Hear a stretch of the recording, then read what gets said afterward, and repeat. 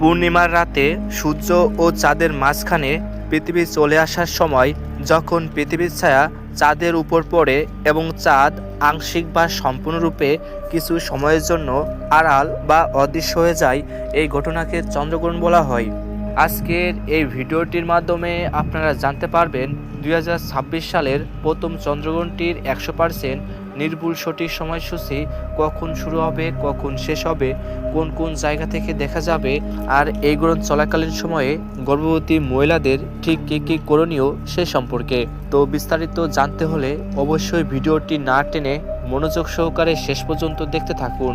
আর আপনি এই ভিডিওটি কোন জায়গা থেকে দেখছেন তা অবশ্যই কমেন্ট করে জানিয়ে রাখবেন। তো চলুন এক নজরে দেখে নেওয়া যাক। এই গ্রহণটি সংঘটিত হতে চলেছে 3রা মার্চ 2026 মঙ্গলবার। ভারতীয় সময়ানুসারে গ্রহণটি শুরু হবে দুপুর 3:20 গ্রহণটি মধ্যস্থানে পৌঁছাবে সন্ধ্যা 5:05। আর এই গ্রহণটির সমাপ্তি ঘটবে রাত্রি 6:48। অন্যদিকে বাংলাদেশ সময়ানুসারে গ্রহণটি শুরু হবে দুপুর 3:50 আর এই গ্রহণটির মধ্যস্থানে পৌঁছাবে সন্ধ্যা 5:35। আর এই গ্রহণটির সমাপ্তি ঘটবে রাত্রি 7:18। এই গ্রহণ চলাকালীন সময়ে গর্ভবতী মহিলাদেরকে বিশেষ করে কিছু সাবধানতা মেনে চলতে হবে। যেমন এ সময়ে উন্মুক্ত স্থানে যাওয়া যাবে না।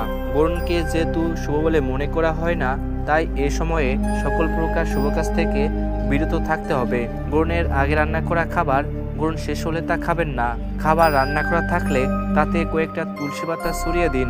গ্রহণ চলাকালীন ঘুমানোর একদমই উচিত নয়।